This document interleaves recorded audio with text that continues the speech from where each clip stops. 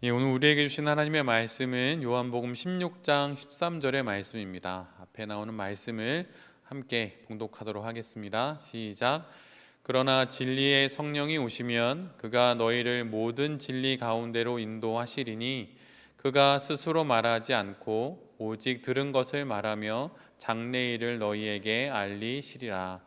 아멘.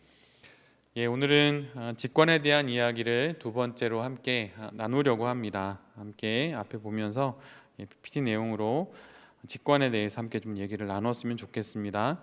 우리가 분별을 할 때 제일 중요한 요소 중에 하나가 첫 번째가 이제 기억을 통해서 분별한다는 말씀을 드렸고, 두 번째는 직관에 대한 이야기를 지난 주에 잠깐 나눴습니다. 그래서 앞에 이제 PPT를 보시면 직관에 대하여 알아야 할 몇 가지가 있다고 말씀을 드렸는데, 첫 번째로는 그냥 알았어요, 이렇게 이제 말할 수 있는 거죠. 뭐 어떻게 그 상황을 막 설명을 하려고 해도 그냥 알아졌어요. 이제 이런 겁니다.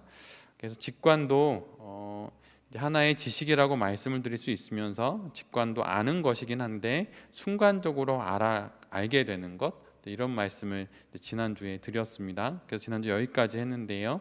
직관은 이성을 의식적으로 사용하지 않는 일종의 즉각적인 깨달음, 즉각적인 알아차림, 이런 거라고 말할 수 있어요. 그러니까 우리가 지난번에 기도에 관련된 이야기를 꽤 길게 얘기를 했었는데, 그때 내 안에 어떤 분심이 올라오면 그 분심이 올라왔다는 것을 알아차리는 것, 그것이 직관하고 매우 유사합니다. 그래서 기도를 하시다 보면 분명히 분심이 일어나게 되는데, 그때 그 분심이 일어났을 때 나도 모르게 분심에 그냥 휩쓸려서 내가 막 떠내려가는 게 아니라, 내가 지금 분심에 붙잡혔구나, 분심이 올라왔구나라고 즉각적으로 이렇게 알아차리는 순간이 있는데, 근데 그렇게 알아차리는 순간 그 분심을 흘려보낼 수도 있게 됩니다. 근데 그 경험이, 기도 안에서의 그런 경험이 직관으로 분별하는 그런 즉각적인 알마고 매우 유사해요. 근데 굳이 이거를 또 다른 말로 표현하자면, 큐티를 하실 때, 말씀 묵상을 하실 때 그 이전엔 이 본문으로 어떤 전혀 생각하지 못했던 어떤 새로운, 표현하자면 인사이트가 확 떠올랐을 때, 그때 그 순간도 직관이라고 말할 수 있습니다. 그래서 직관이라고 하는 것이 되게 좀 경험해 보지 못했던 것이다라고 생각할 게 아니라, 실상은 우리가 말씀을 묵상하면서 아니면 기도를 하면서 우리가 그 직관을 경험합니다. 그래서 그 이전에 아주 많은 신학책을 공부하면서 결코 이 본문에서 알아차릴 수 없었던 것을 우리가 순간적으로 이 본문이 이런 의미지라고 알아차리는 순간이 바로 직관의 경험하고 유사하다고 말할 수 있어요. 그래서 그렇게 이제 그런 것인데, 직관도 사람들마다 좀 다른 방식으로 옵니다. 그러니까 사람들마다 좀 다를 수 있다는 거예요. 성향에 따라 좀 차이가 있을 수 있다는 것입니다. 그래서 좀 작은 글씨로 되어 있는데, 직관은 반드시 당장 떠오르는 것은 아닙니다. 그러니까 직관이라고 해서 보자마자 떠오르거나 그런 건 아니에요.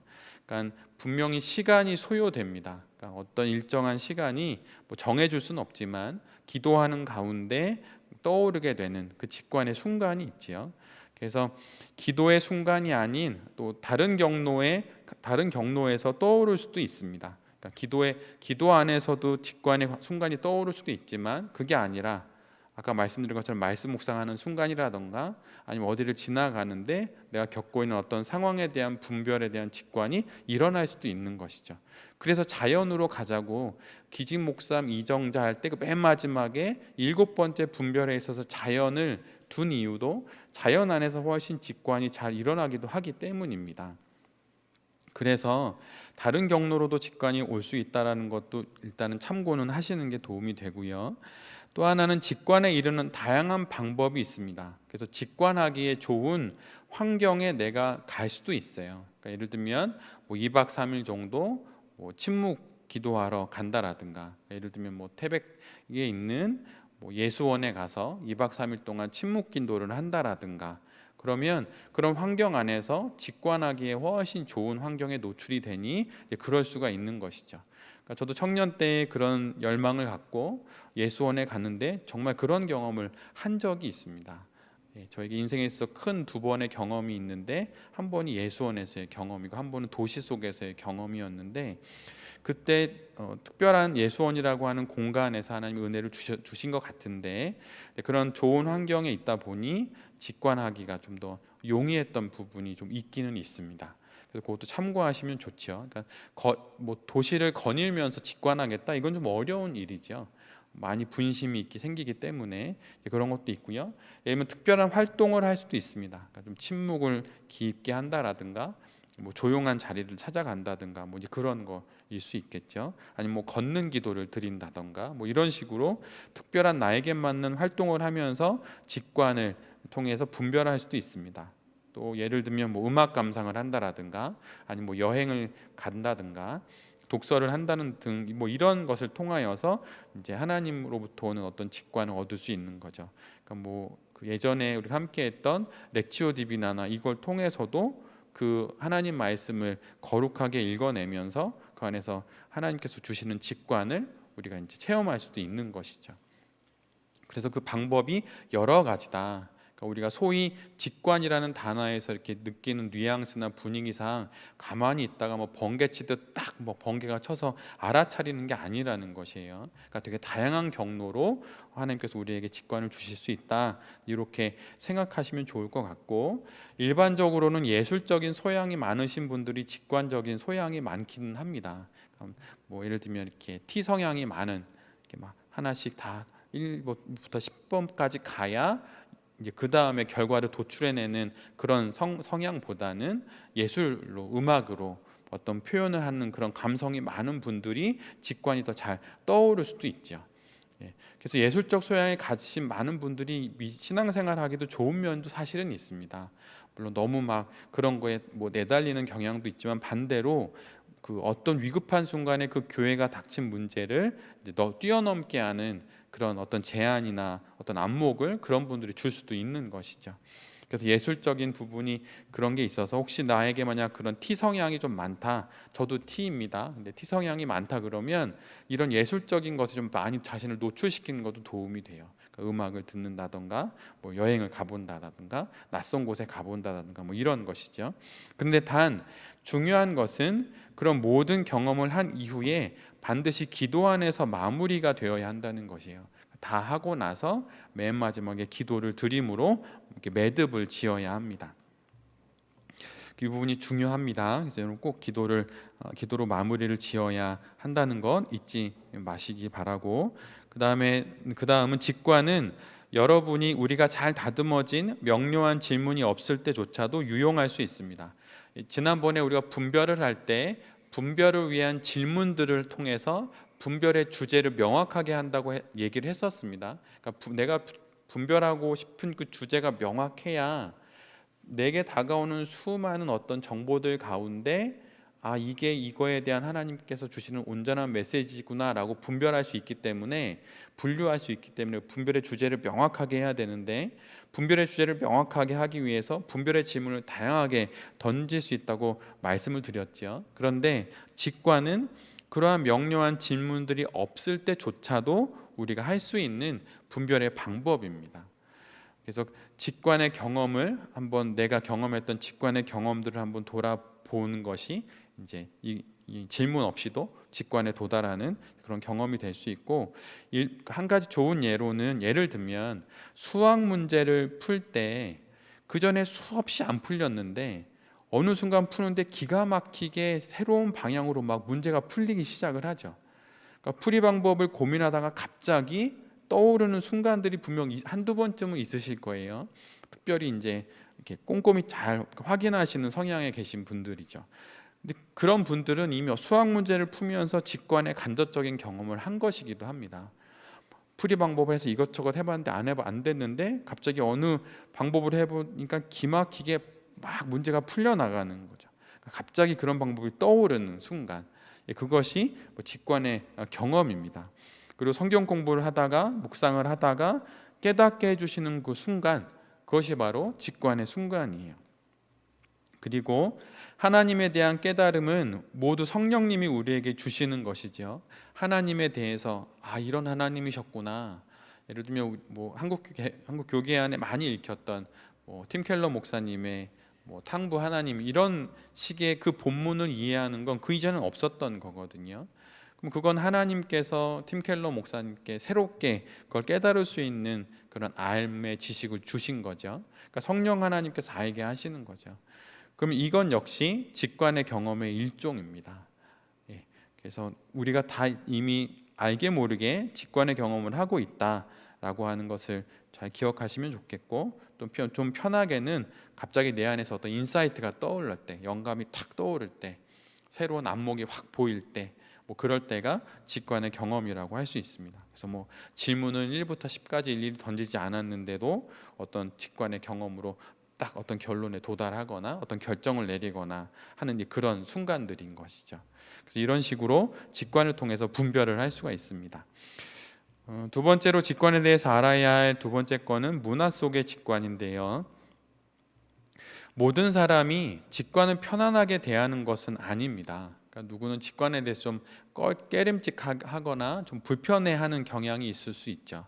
왜냐하면 한국 교회 안에서는 이런 부분이 좀 많은 문제가 됐기 때문이에요. 그러니까 기도하고 오셨다고 말하는 기도하는 권사님들, 기도했던 어떤 목사님들, 그런 분들의 어떤 그 말과 또 그 이후의 삶의 자체가 신앙의 본이 되기보다는 해악을 끼치는 게 많았기 때문에 직관에 대해서 좀 불편해하는 마음들이 있습니다.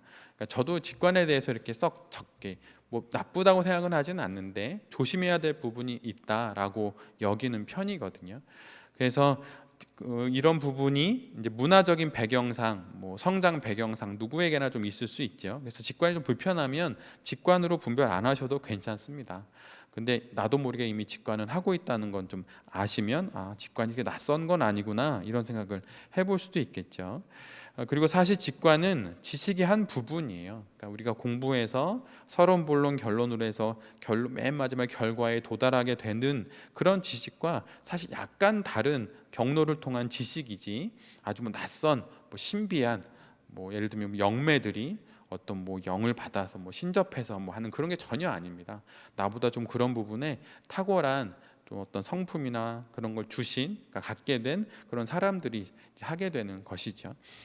그리고 물론 평범한 그런 성향이 아니다 하더라도 직관에 대해서 많이 집중하다 보면 하나님께서 은혜를 주십니다. 그러니까 좀 무뎠으면 조금 더 예민하게, 직관에 대해서 완전 무디면 좀 힘들거든요. 약간 예민해야 되고, 또 예민하려면 좀 약간 여유로워야 합니다.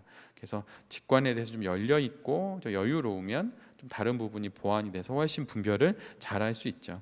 그래서 직관 역시 어떤 감정적인 격한 감정의 순간적인 알아차림이 아니라 지식의 한 부분이다, 매우 이성적인 부분이 포함되어 있다, 이렇게 이제 알아두시면 좋을 것 같습니다. 그리고 세 번째로는 그냥 소위 아하 하고 이렇게 알아차리는 순간의 깨달음이에요. 그거지, 이거구나, 이렇게 이제 알아차리는 그런 순간의 깨달음이 직관입니다. 어떤 사람은 사람 따라 다른데 매우 직관적인 사람이 있죠. 그러니까 사회 안에서도 어떤 회사를 경영하는 사람들 속에서도 직관적으로 다음 2025년의 트렌드를 미리 알아차린다든가 내다본다든가 이런 거죠. 그 사람이 아무것도 정보가 없는 상태에서 그걸 내다보는 게 아니라 지금까지 정보 속에서 생각을 해보면서 자연스럽게 다른 사람보다는 한 두세 계단 좀 빨리 앞서서 그런 트렌드가 올 것 같다라고 직관을 하는 거지 신비한 능력은 아닙니다. 그래서 매우 직관적인 면이 좀 발달되어 있는 분들이 있습니다. 그런 차이가 좀 있고요. 직관이 우리에게 주는 정보는, 그런데 중요한 건 다른 분별의 방법을 통해 얻은 정보들과 균형을 이루어야 합니다. 그래서 내가 어떤 직관을 통해서 얻은 정보가 있다 그러면 이렇게 분별하는 게 좋겠다, 이선 선택을 해야겠다라고 한다면 반드시 그 반대 지점에 있는 분별의 어떤 도구라고 할 수 있는 이성을 잘 이렇게 보완을 해야, 그래야 이게 잘 균형이 맞습니다. 그래서 이제 그런 균형을 맞추어서 분별을 해야 한다는 것, 그래서 균형을 꼭 이루어야 한다는 것을 꼭 기억을 해 두어야 합니다.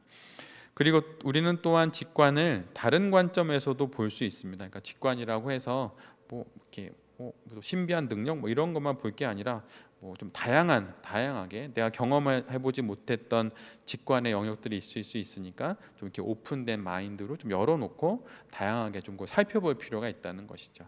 내가 그것을 취하지 않더라도 어떤 사람이 어떤 직관의 경험이 있다면 어떤 내용인지 들어보기도 하면서 좀 넓고 좀 이렇게 여유 있는 관점을 좀 가져보는 것도 도움이 됩니다. 그래서 그런 안목 안에서 나의 MBTI 성향을 좀 살펴보거나 애니어그램 성향을 살펴보면서 나의 그때가 직관을 통해서 분별하는 게 좀 맞는지 아니면 다른 게 맞는지 한번 돌아보는 것도 도움이 됩니다. 그리고 정보를 모을 때 내가 혹시 어떤 감각적인 방법으로 모으는지 아니면 직관적인 방법으로 모으는지 아니면 어떤 이성적으로 꼼꼼하게 그 정보들을 취합하는지 어느 것을 선호하는지를 좀 보면 내가 직관에 좀 가까운지 아니면 다른 분별을 뭐 해야 하는지 한번 좀 알아볼 수 있겠죠. 그리고 뭐 이렇게 나무들이 있는 숲을 바라볼 때 나는 나무만 이렇게 좀 보는 편인지 아니면 숲 전체를 보는 편인지, 그러니까 내가 나무를 보는 거에 좀 더 달란트가 있고 특화가 됐으면 나무만 볼 게 아니라 숲을 보려고 해야 합니다. 그러니까 피터 드러커가 했던 이야기 중에 강점으로 일한다 이런 말이 있는데 그거는 경영이나 이런 데서 하는 이야기이지 신앙의 여정에서 한 사람이 온전한 인격이 되기 위해선 내가 나무를 보는 것에 매우 좀 성향상 좀 편하고 잘 된다 그러면 숲을 보는 것을 익혀보려고 할 필요가 있어요. 그래서 나무도 보면서 내가 숲을 잘 못 보지 하고 좀 거리를 두고 숲 전체를 보면서 이런 그림 안에서의 나무구나 라고 하면 원근감을 통해 훨씬 분별을 잘할 수 있는 거죠. 그래서 나의 타고난 성향과 또 그 반대되는 부족한 성향들을 통해서 여러 분별의 도구들을 사용하여서 균형을 이루어서 분별을 해야 하는 것입니다. 그래서 이런 부분이 있고, 특별히 우리는 동양에서 태어났으니까 동양의 문화 속에서 우리가 갖는 직관과 서양의 문화 속에서의 어떤 직관, 뭐 다른 나라 속에서의 뭐 신앙생활에 있어서의 분별 이런 걸 전체적으로 한번 보면서 내가 어느 한쪽으로 좀 많이 기울어진 것은 아닌지 한번 확인해 보는 것도 분별에 좀 많이 도움이 됩니다. 네. 그리고 세 번째로는 분별에 있어서 직관은 매우 성경적이고 신학적인 기초가 있어요. 그러니까 뭐 이게 어떤 신비한 경험만 나열해 놓은 것이 아니라 성경적이고 신학적인 기초가 있는 그러한 분별의 방법입니다. 그래서 우리의 생명의 창조주시고 원천이신 하나님은 영혼의 깊은 충동 안에서 말씀을 해주십니다. 그러니까 예를 들면 우리를 아브라함을 부르실 때 막 그를 1번부터 10번까지 편지를 10번 보내서 부르시는 게 아니잖아요. 어느 날 갑자기 불러서 떠나자 이렇게 말씀하시는데 그걸 아브라함이 알아차리죠. 그게 직관인 것입니다. 그래서 그런 부분에 어떤 삶으로 하나님 우리를 초대하실 때 이미 하나님 직관을 우리에게 사용하시는 거죠. 예를 들면 돌베이 교회 개척할 때도 제가 몇 번 말씀드렸지만 저는 개척에 대한 생각이 전혀 없었어요. 근데 10월 달에 기도를 하다가 갑자기 개척하면 좋겠다라는 마음을 주셔서 2주 정도 기도하고 아내와 함께 좀 더 20일 정도 더 기도하고 한 달 만에 결정해서 이제 개척을 하게 된 것이죠. 근데 이건 제 성향하고 완전히 좀 반대 지점에 있는 어떤 그 결과를 결정하는 방식입니다. 저는 그렇게 하지 않거든요. 결혼도 저는 이 프로포잘 계획을 써서 그 레포트를 써서 아내를 보면서 이렇게 결혼식도 했거든요. 그렇게 하는데 돌베교회 개척은 그렇게 안 시키셨어요. 그리고 신대원 입학도 마찬가지입니다. 연말에 2주 정도 12월에 기도하는데 신대원 입학하면 좋겠다라는 마음을 주셔서 한 달 기도하고 그냥 그렇게 바로 했습니다. 잘 다니던 직장도 정리를 하고, 그러니까 이럴 수 있다는 거예요. 근데 이것이 하나님께서 우리 그리스도인들을 부르시는 그분의 방식이라고 하는 것이죠. 그런 방식이 나에게 경험이 안 되었다고 직관을 좀 멀리하거나 뭐 그럴 필요는 없다는 거예요. 내가 모르는 영역에서의 하나님의 일이다라고 그냥 알아두고 익숙치 않으니 난 좀 천천히 배워가겠다, 뭐 이 정도의 마음이면 되는 것이죠. 그리고 질문할 것도 없이 성경의 저자들은 하나님이 침묵이나 꿈이나 환상이나 아니면 직접적인 말씀 그리고 어떤 우리 안에 넣어주시는 어떤 신앙의 덕목과 선물과 능력을 포함하여서 수많은 방식으로 하나님 자신을 우리에게 드러내신다고 이제 우리가 생각할 수 있죠. 그러니까 말씀을 기록을 할 때 막 자기 자신은 사라지고 막 영감을 받아서 막 이렇게 적은 건 아니잖아요. 근데 하나님께서 그 사람 안에 하나님의 말씀을 주시고, 다니엘로 치면 다니엘이 뭐 꿈을 꾼다든가 환상을 본다든가 그걸 해석한다든가 하는 그런 과정을 통하여서 하나님께서 성경의 저자들에게, 또 성경 안에 많은 인물들에게 하나님을 그렇게 드러내신다는 것이죠. 그런 경험들이 바로 직관의 경험이라고 하는 것이에요. 그 이전에 어떤 예고장이나 안내문이 주어진 게 아니고 갑자기 찾아오셔서 우리를 만나시는 거죠.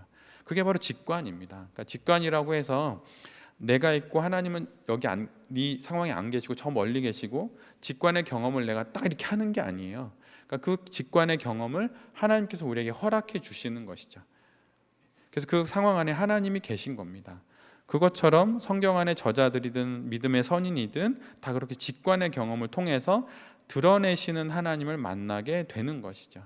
그래서 그것이 바로 여기서 말하는 직관입니다. 그래서 이것처럼 성경적이고 신학적인 기초 안에 있는 게 직관이에요.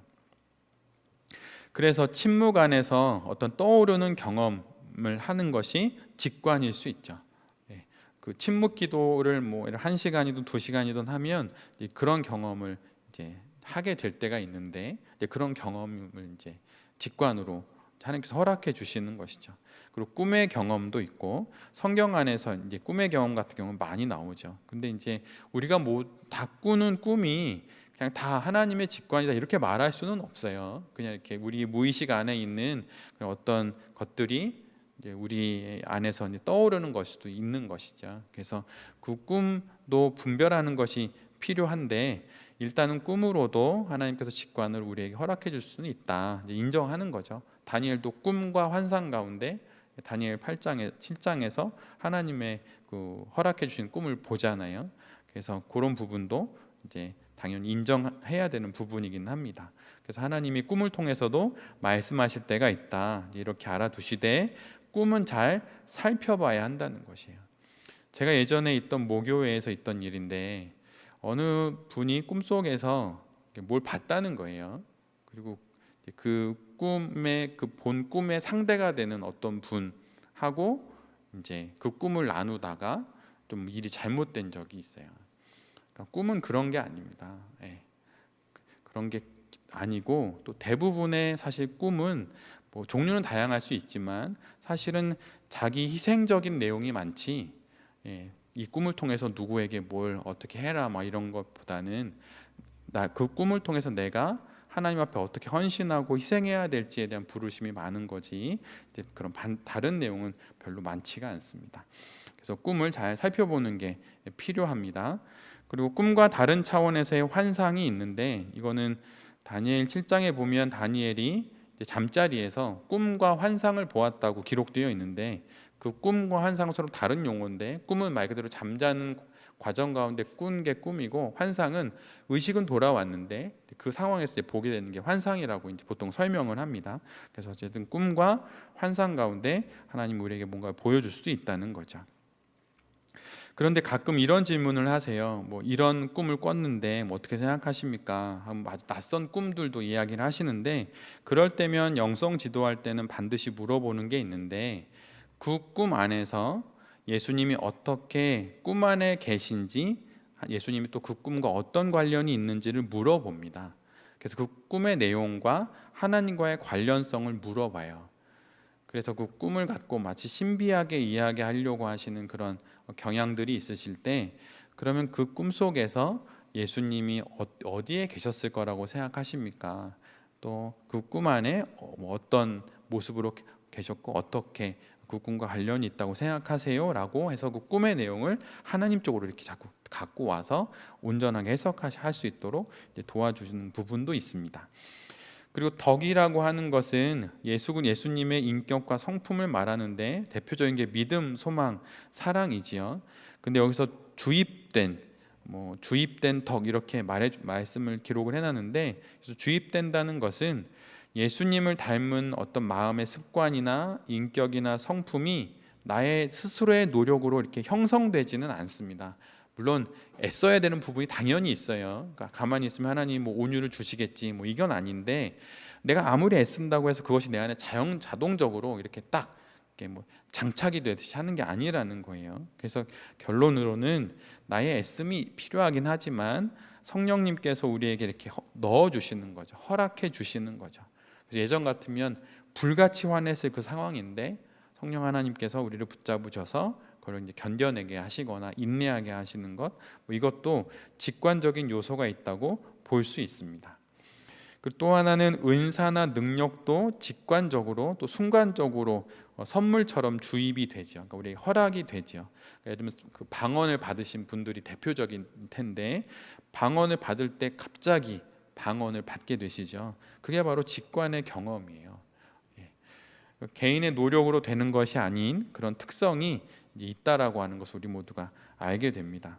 근데 이제 우리가 함께 보는 그 책에 있는 내용도 좀 정리해 온 건데 물론 직관에 대한 그 설명이 좀 폭이 넓은 듯한 느낌은 있어요. 그런데 좀 이렇게 넓게 좀 편안하게 이런 것들이 직관의 경험이구나라고 좀 크게 아웃라인을 그리고 내가 경험하는 직관들이 이 중에 어떤 거와 유사한지 잘 살펴보면 분별을 하실 때 많이 도움이 되리라 생각이 들고, 또한 꿈을 꿨다고 환상을 봤다고 뭐 그렇게 말하는 분들의 이야기에 또한 흔들리지도 않으실 수 있다고 생각이 듭니다. 그래서 이런 걸 통해서 잘 신학적이고 또 성경적인 내용들을 잘 분별의 기준으로 잘 분별을 해보시면 좋을 것 같아요.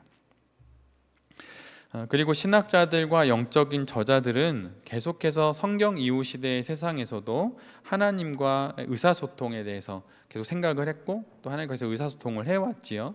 그래서 하나님의 실제를 직관적으로 좀 파악했던 부분들이 여전히 있습니다. 그래서 하나님을 아는 것 자체가 굉장한 직관의 경험이에요. 그러니까 비유하자면 엄마의 선물 기독교라고 하는 책에 보면 한 엄마가 아들에게 신앙을 설명해 주는데 그건 마치 개미가 누워있는 어떤 사람, 큰 어른 사람을 머리부터 발끝까지를 개미가 다 돌아다니면서 하여튼 그의 평생을 다 돌아다녀서 이제 머리로부터 시작해서 다시 머리로 돌아와서 나 이제 하나님을 다 알아, 인간을 다 알아, 이렇게 말한다고 한다면 그 개미가 정말 인간을 다 아는 것일까? 이렇게 엄마가 아들한테 이야기를 합니다. 근데 그것이 우리가 하나님을 아는 것과 똑같다. 그러니까 우리는 어떻게 하든 하나님을 다 알 수는 없다. 그래서 하나님을 아는 것 가운데 우리가 어떤 하나님을 아는 지식을 얻었다. 그럼 그건 굉장한 직관의 경험이다 라고 하는 것이에요. 그러니까 지식을 쌓아서 공부해서 얻은 것이 아니라 하나님이 그걸 허락해 주신 것이죠. 나에 대해서 좀 이런 내가 있다는 걸 알아라 라고 이렇게 허락해 주시는 겁니다. 그 창세기 25장에 보면 야곱이 돌베개를 베고 그곳을 이렇게 이야기하죠. 하나님이 이곳에 계셨다는 걸 내가 몰랐는데 내가 알게 됐다. 하늘 사다리를 타고 오가는 천사들을 통해서 또 그 사다리 위에 꼭대기 하나님이 계신 걸 통해서 하나님이 이곳에 계신 걸 내가 이제 알았다라고 말하는 것이 바로 직관의 경험입니다. 그래서 내가 하나님을 알게 된 모든 경험들은 바로 그런 직관의 경험이다라고 이제 직관의 경험이라고 말할 수 있고, 또 관상, 하나님을 깨닫고 알게 되는 경험인 관상도 직관의 체험입니다. 그 직관, 뭐 관상, 이렇게 좀 언어도 비슷한데 그런 관상도 직관의 경험이죠. 그러니까 관상 기도를 드리거나 그러면 거기에서 뭐 특별히 딴 걸 하지 않고 가만히 하나님만을 지향하고 있게 되는데 그때 하나님이 하나님의 모습을 우리로 더 깊게 알게 하시는 경험을 하게 할 때가 있죠. 그게 바로 직관입니다. 그리고 깊은 기도와 묵상 안에서 하나님을 순간적으로 알게 되는 것, 바로 그것이 이제 관상의 경험 안에서 우리가 누리는 겁니다. 그리고 믿음의 선인들 중에도 토마스 아퀴나스 같은 경우에는 지복직관이라고 말을 했어요. 그래서 하나님을 직관하는 것이 인간이 누리시는 가장 지극한 복이다. 그러니까 직관 자체가 복이다 이렇게 말했거든요. 그러니까 내게 그런 직관의 경험이나 그런 성향이 아니라고 해서 직관은 좀 안 좋은 거야 이렇게 말할 게 아니고, 오히려 우리보다 신앙적으로도 깊었던 토마스 아퀴나스도 지복직관이다. 하나님을 직관하는 것이 인생의 정말 지극한 복이다 라고 말했으니 우리도 당연히 그거를 사모해도 좋을 만한 것이죠. 그래서 여러분 하나님을 직관하는 그 복을 잘 한번 누려보셨으면 좋겠습니다. 그리고 21세기의 위대한 영성가인 토마스 머튼 같은 경우도 깊은 관상기도에서는 주체와 객체의 분리가 없는 것 같다. 그래서 직관의 경험 안에서 일어나는 하나님과의 연합을 이렇게 설명을 했습니다. 그래서 맨 처음에 기도를 하면 기도하는 나와 기도하는 내용과 기도를 들으시는 하나님이 있는데, 그 관상기도의 경험 안에서는 하나님과 내가 함께 하는 거죠. 그러니까 예를 들면 이거 사람 사이하고도 마찬가지입니다. 좀 비슷할 수 있어요. 그러니까 뭐 굳이 내가 널 얼마나 사랑하는지 알아, 막 이렇게 사랑의 교감을 언어로 하는 게 아니라 함께 있는 것 자체로 이 사람이 날 정말 사랑한다는 걸 알고, 나도 이 사람을 향한 사랑이 어떤 언어적인 표현보다도 크게 함께 있는 걸 통해 전해지게 되는 경험들을 하게 된다면, 그것이 바로 여기서 말하는 그런 이제 하나 되는 연합의 경험이라고 하는 것이죠. 예. 그래서 사실은 살아가면서 가슴이 뜨거워지는 사랑의 경험을, 사람을 상대로 그런 경험을 해보는 게 신앙생활에 매우 도움이 됩니다. 뭐 표현하자면 불꽃 같은 사랑을 했는데 실패했다. 그것도 신앙생활에 엄청 도움이 돼요. 그리고 만약에 그런 경험을 자식을 향해서 하게 된다. 부모라면 그렇게 될 텐데, 그런 경험 역시 하나님과 나 사이의 연합의 그 경험을 어떤 유추해 보는 데 있어서 매우 도움이 됩니다. 그래서 기도 안에서 일어나는 직관과 또 말씀 안에서 일어나는 직관, 이런 경험을 통해 분별할 수 있는 경험들을 좀 해볼 수 있는 것이죠. 그 다음에 보통 그 기도 안에서 일어나는 과정들을 이렇게 세 단계로 설명을 합니다. 그러니까 정화, 조명, 일치, 그러니까 연합의 경험이죠. 그러니까 처음에 기도하면 이제 좀 깨끗해진다고 말할 수 있겠죠. 좀 깨끗해지다가 그 다음에 사태가 분별이 되고, 그러다가 사태를 떠나 하나님과 내가 하나 되는 경험을 이제 하는 것이에요. 이게 대부분 기도의 깊어지는 과정과 유사합니다. 맨 처음에는 내가 막 말해야 될 게 너무 많아요, 하나님 앞에. 근데 마음이 너무 복잡하니까 마음을 좀 가라앉히고 좀 가만히 있다가, 그리고 하나님한테 막 내 얘기를 하는 거죠. 그러면서 내가 말하고 있는 기도 제목 가운데 무엇이 정말 내가 구해야 될 것인지 좀 조명이 되면서, 그 다음에 그걸 지나서 이 기도 제목이 이루어지든 이루어지지 않든 나와 함께 하신 하나님께서 이 모든 것을 이끌어 주시리라는 생각을 갖고, 믿음을 갖고 기도를 마치게 되는 것입니다. 이런 정화 조명 일치의 이런 경험도 이제 하게 되는데, 성화의 여정 안에서 성도가 경험하는 것은 이런 세 과정으로 설명할 수도 있는데요. 그러니까 조명의 경험, 이 중에서 가운데 조명의 경험은 성령 하나님이 빛을 비춰 주셔서 하나님을 알게 되고 내 자신을 인식하게 되는 그런 과정입니다.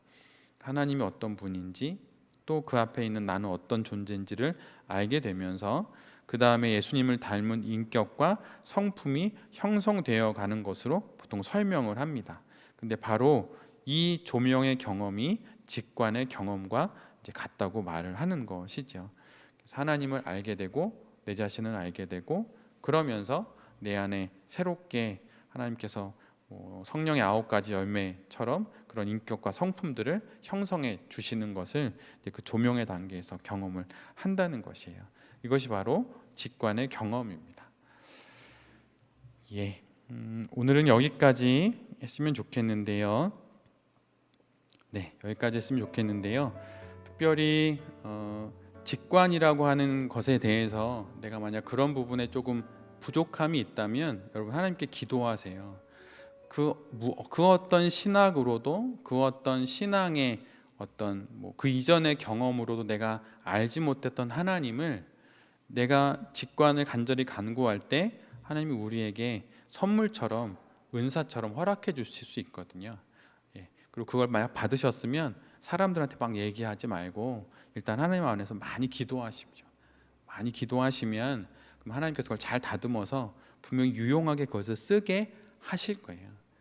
제가 말씀드렸던 저의 그 두 번의 좀 그 직관의 경험이라고 할까요? 그 두 번의 경험이 사실은 그 아주 어려운 시기를 겪으셨던 어떤 성도님들께 그 나눠드렸을 때 되게 큰 도움이 됐던 경험이 있어요.